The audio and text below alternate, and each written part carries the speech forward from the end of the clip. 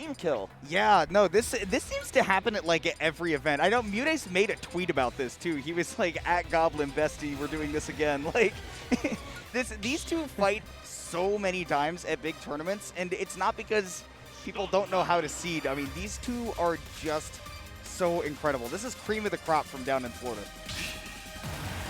All right, it is going to be Roy versus Peach, as expected for these players. Goblin, he's messed around with a couple other characters recently. He does have a Chrom. You'll probably never see it. He's picked Ike in brackets. He's picked Luigi in brackets. But when it's business time, it's obviously the young lion for him. And then we've got the Monarch of the Mushroom Kingdom from MuteAce. One of the best in the business with this character. I can't imagine many people even holding a candle to him with Peach. But this character's kind of fallen out of the meta a little bit. She's really good at her peaks, but it is very hard to consistently play like that. Yeah, she is all about peaks and valleys, man. I mean, those early damage percents and, you know, the late game combos, and obviously not to mention how much Turnip can do for you in a game, which you're going to probably see a lot of against Goblin here. And Peach definitely has the tools, but making her stick is the problem. And being on the ledge against Roy is someplace you never want to be. I mean, you're going to stick there for a while, but that's not where you want to stick. Exactly. Forward air sliding right in, though. MuteAce continuing the momentum here. Got Goblin at the ledge. How is he going to make his way back? Clean parry. All right, mix up off back throw. And, oh, wow, it does turn into something. The side B just hacking away at that shield. MuteAce looking to drop it and get something in. Oh, and the sour spot forward air after the sour spot jab. That was not a Sour Patch Kids combo. That was not sour that sweet. It was literally just I'm eating a green Skittle. That was a Warhead combo. Yeah, Warhead combo for sure. The Goblin will take it all the way to the bank, and he will continue to rack up this damage on the second stock. Playing at that mid-range against MuteAce, as long as he doesn't have a turnip in hand, is where Goblin is going to thrive. Oh, and on out of initial dash by the forward air from Peach. Yep. Really not safe to approach against this character at close range. Of course, she's looking to pop you with that. It's kind of a slow move, but it will blow up your dash.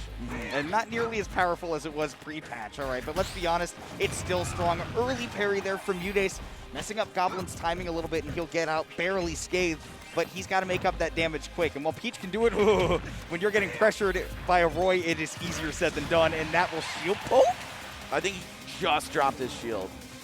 And lucky he did, because otherwise, ring! Yeah, that could have been broken for sure, and then Goblin definitely would have gotten the kill there. MuteAce, though, still hanging on to the second stock. Tech chase with the dash attack, and what's the ledge setup going to be? Excellent down air, poking right through and hitting Roy in the head. And that drip from Goblin, though, crazy to keep him alive, and did land the end of that double-edged dance, but not going to be enough to KO MuteAce. This ledge trapping, though, man, this is where Goblin thrives every day and night. He is so good at making people stay there. That time, MuteAce able to evade and get back air back on stage. Mute's turn for the ledge trap. Only gets a back air out of it, but okay, resetting the situation. Oh, love the mix-up, the float with her back turn to you. Surely she's going to look for a back air, right? No. Yeah. MuteAce with other intentions. Again, the forward air just a little bit too early. Goblin's delayed recoveries have been so good for his survivability. And again, the air dodge catches MuteAce with the tip of the Blazer. And once again, Goblin with stage control, but that has not been a problem for MuteAce to take back so far. Oh, could have been a really devastating end to that stock. I mean, Goblin has definitely gotten his money's worth out of it. He's chilling here at 160. Got a lot of damage on Mute, but I think breaking the tie right here is going to mean so much for the rest of the set. Just who breaks away with momentum first? You got the first stock to kind of feel each other out, and now it's straight down to business. Yeah. And you can see how much they respect that, right? These two have played each other so much that the neutral at this point is like like a couple years far beyond like what you would see in a normal match, because they understand these two characters very deeply. But MuteAce will be the one to fire first on that second stock. Getting past this Roy invincibility is tough, but with that float, he's able to keep his stock. Well, Turnip just to shake Goblin off. Yeah, up throw far from killing. Roy's even weaker than Martin Lucina's. Yeah.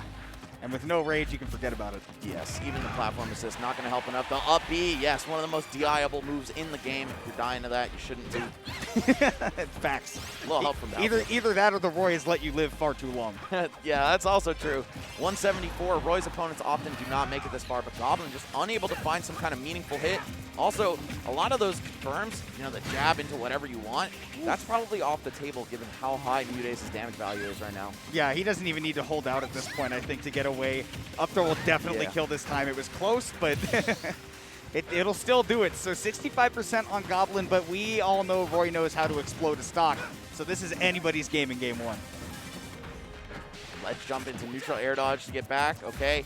Goblin has escaped disadvantage. He's now holding down center stage, but just rushes in. Unsafe neutral air. No combo for Mute. Now Mute trying to go for the ledge trapping, wanted to call out a jump from Goblin, but it was a big commit that let him get back on stage. And getting stuck on those platforms against Roy as a Peach, normally she has a couple of aerials to contest people who want to shark her, but the disjoint means that there's nothing doing there, and intelligently going back to the ledge after that sour spot up air. Goblin is so good at dashing right into that space where Roy's jab will actually catch you hanging on the ledge. Very difficult to do, being that he stands a little shorter than Chrom and doesn't have that same sweeping arc with his sword, but you can do it, and Goblin putting on a clinic on it every set. What's the tech chase? Oh! This man is a genius.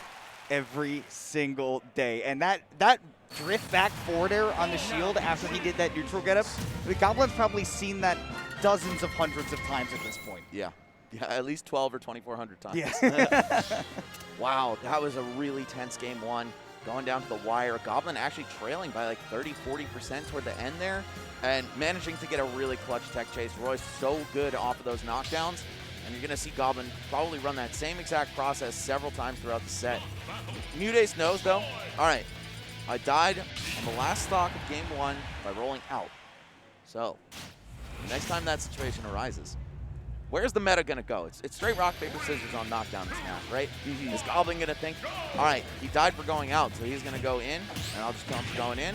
Is MuteAce going to, put his hand on the stove and roll out again? Who knows? There's infinite possibilities. Yeah, you got to be very respectful of what that character can do, but you've also got to be very respectful of what Peach can do. We're on small battlefield this time, and I was laughing because I saw Goblin parry the Peach down air, and then he got punished for trying to act out of that. And I was like, man, down air is a good move. That is a really good move. I mean, Peach's aerials in general just very, very strong.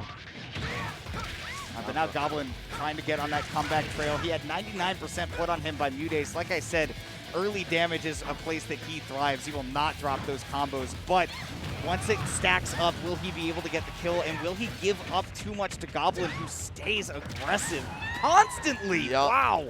Yep, that back throw, you got to DI in, and you got to not jump after it hits you. But MuteAce, of course, under pressure right now, just not ready for a setup like that, and Goblin executing. Ooh, down air definitely going to be a problem for Goblin, but the stall! I can't believe, I mean, it was such a perfect stall too, because it stopped him from getting hit by the Saturn afterwards, and it let him get back to ledge perfectly. I mean, getting around the MuteAce ledge guard is not an easy task, but right now Goblin mashing, does have the air dodge, makes it back. Man, MuteAce has been relying on these turnips a lot to try and get those easy edge guards, and I wonder if he should just be sitting back with it, trying to get the ledge trap against Goblin. Roy's recovery is pretty bad, so I can't blame Mute for going for the edge guards. But yeah, it just looks like Goblin has a mix-up for every situation. And like we were talking about, these two have played plenty of times. Not that they live very close to each other at CFL in South Florida. Actually, I think Mute maybe moved to CFL for school. Not 100% sure on that. But either way, they should both. If there's a regional, you know these two are going to play each other eventually. Yeah, or a national apparently. Even in Ohio, these two end up meeting in bracket. Yeah, a few hundred miles away, no big deal. But it's a big deal for MuteAce right now to not have access to the shield and to have 125% on him. Great patience there by Goblin, knew the rhythm that MuteAce was going to mash those up airs, and was able to get out of that situation off the platform immediately. And now he just needs that solid hit, but MuteAce may not even let him land if he plays his cards right. Yeah, Mute has brought the stock back in a huge way. Oh, that was a read. So unfortunate to see it not pay off, but it's okay. Mute's going to keep on trucking. Definitely instill some fear in Goblin for sure. And MuteAce on these ledge traps always has tons of different setups, but like we've been saying, man, it seems like Goblin is always ready. He had this intelligent one where he likes to do a back air or a forward air where right after it ends, his opponent is going to be tempted to get off the ledge right after it's over, and then they'll get hit by the turnip afterwards. It's an easy follow-up for Mute, but Goblin has been wise to it so far, and now it's the forward air from MuteAce, actually. I thought it would be Goblin this time. Great tech! That was great awareness for Goblin. I mean, when you see Peach with the turnip in her hand, she's probably going to throw it at you, the edge guard. But still, just the presence of mind, not folding whatsoever. Ooh, not a kill off the top with up throw. Love the wave bounce, though. Just getting back to ledge, resetting the ledge trap situation. Oh, this is so tense. And it's Mute breaking the ice here. Yeah, on that whiffed forward air. That's something that MuteAce, I feel like, as a player, looks for often, where if he's going to be getting big openings or kills, it's often because he's baited you into making a mistake. I mean, he is really, really good at making you think that Peach is overextended, but then he's right back to center stage or right back to the ledge, and he's found a way to follow up and finish his combo, finish his plate, which Goblin is having a little bit of trouble doing right now. Up throw, will it do? No. Yeah, no rage. I think he's just going to hedge his bets, build some damage, keep the up throw fresh. Next grab definitely should. I would agree with that. Oh, or the anti-air preemptive up B. Knowing that Peach loves to approach aerially, that's a smart call out from Goblin. And I think it really speaks to the fact that these players have met several times in bracket. Obviously, they've probably played a lot of friendlies too. But that's just like a player read right there. Yeah, no, and I feel like that's the way that Goblin normally plays too. He definitely relies on reads a lot more than just reacting. Was in danger of getting clapped by that turn up into another aerial by MuteAce, but he's able to stick it, stay alive, put MuteAce in the corner, but now he's back off. Smart stuff by Mute, just going in with the shield right there, getting the positional advantage he needs. Really just has to grind out the war of attrition here, survive longer than Roy, and he'll be able to at least end the stock with something like back throw, maybe up air, some less conventional kill moves from Peach, or like safe back air. Yeah, there you go. Still not able to connect these downers off the ledge. I mean, like you're saying, a war of attrition. You know that Goblin is going to commit to something eventually. He'll have a read. That time, it was MuteAce with the read, though, getting that jump over the platform, perfectly caught with the forward air. And we get this tied up 1-1. Wow, what an intense set so far. I love seeing players who go up against each other a lot, right? Because then you get stuff like that, preemptive up B, and just like you watch the evolution of the thought process throughout the course of the set. Yeah, it's totally different from like how people would, you know, like an orthodox view of a matchup or how people would normally play it, because these two have sort of figured out the normal things, and they have figured out counterplay to, oh, like this combo, I know I have to DI this way to get out of it. Maybe I need to jump to avoid a potential follow-up, and then it just becomes levels of Yomi at that point, right? Where it's a individually developed metagame that, you know, at some point you just have to know your opponent better than they know themselves. Both of these players are so good at picking out habits and finding just small moments where positional advantage can go a long way. And boy, can it go a long way on Yoshi's story, because that's where we're going next. Yo, this is just the most volatile legal stage, honestly. I mean, maybe Lilat, but the ceiling to platform height ratio on this stage makes you die so early. And I'm kind of surprised that Goblin's the one who decided to pick this, right? Just because I think Peach kills off the top a little bit more than Roy. Roy mostly a horizontal killer, but maybe it's just something about the stage layout, right? Battlefield could be taken off the table by Mute. And I mean, honestly, we've seen that, you know, normally it's that Roy will have the reliable kill setups. And to that point, I'd be like, you don't have to be on Yoshi's to kill people early, right? You're Roy. Yeah. But on the other hand, MuteAce has been the one that's been getting very consistent kills, and Goblin has been struggling to get those early stocks. So maybe he's looking for, you know, a little bit of a breath of fresh air by going to Yoshi's and getting some early kills. Running right up into the jab. Okay, MuteAce picking the right escape option. It ends up being a reset for Goblin, though. That's the scary part about fighting Roy. Wow, a raw sweet spot counter right there on forward air, no less. So massive damage output equals massive counter. Man, you will never see a counter unless somebody is absolutely certain they'll hit. MuteAce thought so, but Goblin with the mix-up, he said, no, only I get to do that. That's a me thing. I was so sure that Goblin was dead to the toe right there. But, again, speaking to the amount of times these players have gone at it, right? That's something that you're ready for because you know the matchup. And the player, right? Goblin might be thinking, I know MuteAce wants to get me with the counter too so that he can just get it out of his mind. But now he's going to be thinking about it the whole game. Okay, here comes the down throw. Smart by Goblin to just wait there and try to punish Mute for an escape attempt. But wow, double-edged dance is going to drop. Turns into 50, 60, 77 damage for Mute. Oh my god. It's like he's going down a football field. It's like, and now he's looking to get the touchdown, man, and it's not that far away on Yoshi's. All right, 104 yard lines inside the end zone. So this is getting rough for Goblin on the second stock. Of course, it's still very close. Both these characters blessed with some amazing kill power. Peach, though, it's going to require some setup. Oh, or a stitch. Oh! Early up B. He said, drop that. I don't want to play with that right now. Put it down. Ooh, big whip, but missed space by Goblin. That's so unfortunate. And you saw this man preemptively mashed out 4 hits to the side. Yeah, he was like, I'm not letting anybody fall out of this move. Yeah. I want you dead now. And now Goblin with a ledge trap, misspaced to get the roll, but he was able to react in turn, so MuteAce still only barely going to be able to find a way out of disadvantage. But once again, getting off this ledge has been such a problem for him. Goblin's been doing that so many times now, where he's done this jab at roll distance to cover anything else, and then the moment that he sees that MuteAce is rolling, it's a turnaround grab immediately. Oh, the flare blade neutral B. Goblin ties it up just like that. That move, if you have the time to start it up, it can often be a 3D. Not a lot of end lag on that. Decent shield push, right? You can kind of just check your opponent with shielding. And it is strong. Yeah. We've seen a couple of times in this game where Goblin has just been like, all right, I know what MuteAce is going to do in this moment. Quick air dodge to avoid any further combos, but damage continues to rise as Goblin stuck on these platforms. It's been a major problem for him in this game. Oh my god. Saying forward air is not strong enough. I need to be facing backwards. Like it from Goblin. Also the stall to try to track Peach's ball through the air. But now, I don't know, Mute is just looking so good at the end of this game 3. So much on the line. Even though it's not the end of the set, of course, you're fighting for counter pick advantage and for momentum. That was brave to float that long. I thought that was just going to give Goblin a chance to run up and smack. Speaking of smacks, got the forward air from Peach doing just that. Ledge trap from Mute. Oh, just going right in. Throwing the hitboxes out, not waiting for any kind of option to react to. Hold on! He did it again. This is so deceptively hard to hit, but Goblin was ready. Like the waveland, just to be able to act sooner, and Mute afraid to drop the parasol right there. Goblin making a massive reversal. Come back from being down about 70-something% right there. And his ability to close the door on these games is just so good. Yeah, you give him 1 inch and he won't just take a mile. I mean, he will take an entire county. And MuteAce, I've never heard that one before. I like that. I think about how big my Texas counties are. I'm like, okay, this will take me, like I traverse 3 and that takes me like 3 hours. I'm like, wow, please get me out.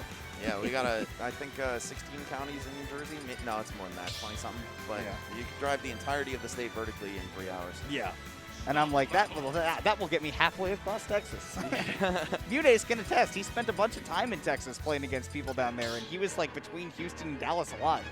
I love seeing the fake, like, comparative size of Texas images. Yeah. So great. Anyway, like, guys. Texas can fit England and Africa and Jupiter inside of it. Like.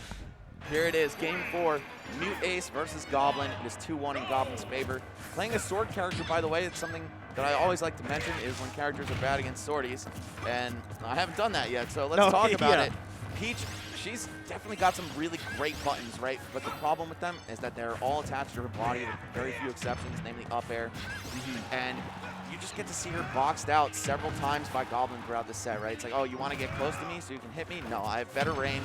And if you do get close, that just puts you in Roy's sweet spot. Yeah, the only thing that Peach can really do to make anything work at that distance, right, at that mid-range or even longer, is that she has to have a turnip in hand, because that's really the only way that she has to fight at mid-range, aside from maybe a mix-up with a Peach Bomber. But the problem is that Goblin is so aggressive and so fast with the Roy, obviously, as he barely misses his attack cancel. Counter in the panic will get him killed eventually by MuteAce, who says, I don't need any mid-range play. I don't care if you will stop me from pulling a turnip. I can do it if you are dead. Oh, the Nair and the dash attack both whiffing on each other.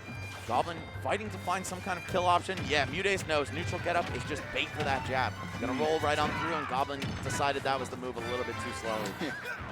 And now Goblin all of a sudden really hanging out for a lot of these big moves. You see the forward smash, we see the double-edged dance, obviously the counter earlier as well. The early up B, we've seen so much of that from him. Yeah, great adaptations by Goblin. He just knows, like, all right, this is the mix-up time, right? If I do the normal Roy thing here, I'm going to die. So keeping it fresh the whole time. Yeah, and he just always seems to know where MuteAce is going to throw one of those turnips, that time knowing where he was going to land on stage to close out the stock, but he has got quite a mountain of percent to make up. And another stock gone, courtesy of that turnip. Such a great edge guarding tool, especially on characters with linear recovery paths like Roy. Gosh, he goes so deep just to get any amount of percent that he can, as long as he's got advantage, right? Because knowing that you've got to make that comeback every little bit counts. Yeah, as long as you're not overextending, you can really afford to take some risks, or you really have to take some risks in a situation like this. That said, every reversal from MuteAce is going to hurt that much more with the lead. Yeah, one like that, just landing off the platform with the down air. It's led up to 64% at this point. And the neutral get up MuteAce was so ready. Didn't even think about moving out, but Stitch in hand. Oh, and it just goes by the wayside, falling into the corner of Pokemon Stadium too. I feel like Mute, every time I see him pull something crazy, he never gets to connect with his opponent. No. I just want to give this guy one lucky break just so you can feel that pure joy. Oh my gosh. Ooh. Dude, I was about to talk about MuteAce in those tournaments, but right now it's looking like MuteAce and those slaps. One more big hit, and we go to Game 5 with a lot of momentum on MuteAce's side. Lots of slap we haven't seen yet. The jab right up close. So that's the exact situation you were talking about after that Game 1. It was the same thing. The drift back forward air on the shield as MuteAce drops that stock. He did the tech roll away. So that was the level that he was going with. But at 153, Roy with Rage, you have to be terrified. Yeah, nothing is free in this world, especially a win on Roy with Rage. You might have this fat lead carved out, but okay, there we go. She's got a fat ass for you too. I am a little bit hungry, and I decided I would like cake. Hey man, if she sent me that letter from Mario 64, I'd be over in a hurry. Okay, 5 games between 2 incredibly talented Floridian players. They might actually be their state's final representatives in this bracket as well. Not 100% sure about that. Yeah, I don't know where Epic Gabe is. If Oh, he's still true, in or he if made he's it out, to- because I know that he's been playing great today. Yeah, he had a Game 5 set with MK Leo. Uh-huh. Very impressive. Even if you don't win, I think taking 2 games off Leo is pretty legendary. Sorry? Yeah. Gabe is still in the is bracket. still in, Thank wow. you, production. Oh my god. Production here is on point with us, dude. Yeah, yeah. Big they've been shout outs to doing a great BTS. job.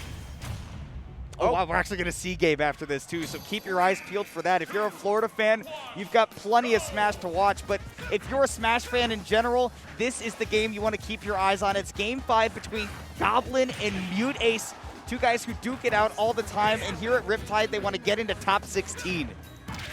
I would not be shocked to see either of these guys make top 8, but I feel like it's just such a grab bag, right? Like anyone's top 8 predictions for this event, Sans, MK, Leo, and Tweak were probably miles away from being correct. Yeah.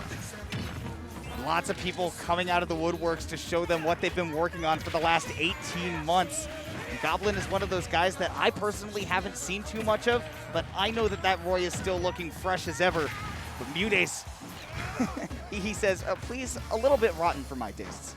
I want to take this lead. I want to prove that I've got what it takes. Yeah, Mute and Goblin have both been on an insane grind over the last month or 2, flying out to several events. Like you said, Mute spent a ton of time in Texas. Goblin also visited, I believe. I know he went to Kansas for Level Up Arena. Went to No Man's Land in Texas. Georgia. Okay, yeah, there you go. Yeah. And the results paying off for the grind so far. Goblin takes the first stock, but this is far from over. A lot of Smash left to be played, even though we're in the final game of the set. Yeah, still 2 stocks on MuteAce, all 3 for Goblin. Ooh, the sour spot back air, the sweet spot definitely could have put him in a situation that leads to an easy stock for MuteAce, and barely misses. He loves doing that tomahawk into run-up float, you know, get the grab afterwards. Yeah, exactly. Especially with the back turn, because you're always afraid of that back air. Forward air is a little more reactable, so I feel like the mix-up doesn't hit the same if you're facing forward. Ooh, no mix-ups right here, though. MuteAce just slaps him with the veggies, gets him onto the next stock, and with the turnip in hand, it's actually big for Goblin that he dropped it at that percent because it is much easier for him to make up that space and get close to the peach. Jab into the sour back air. Don't think the sweet spot would have done it anyway, so no big loss for Goblin. But he's waiting for Mute's invincibility to expire and popping in with another jab. Uh-oh. Great DI by Goblin, knowing that he would get hit by the Nair backwards off stage to live, and then takes advantage by getting a back air of his own. MuteAce is on tournament stock right now. Guys, if you're studying this VOD and you want to copy what Goblin does, don't go for side B 1-2 into jump over back air. It's never going to work. No. It just happened to work in the moment. Again, these 2 have played so much that some of the unorthodox things will come out to work. MuteAce right now just trying to get one advantage to carry over into a stock. I'd love to see that last stock Game 5 situation, but Goblin wants to close it out now. He is on the verge of doing that. Ledge trap coming through. No, it's going to be MuteAce skating right on by, back to center stage. And Goblin hops right over him. Oh, there it is! Yes! The collection of data. Knowing that MuteAce was going to roll in that time and then out the next time. harkening back to game 1, I knew we would see shades of that once more in this set. Man, good call by you. I mean, literally the same way that game 1 ended, we saw it in game 5.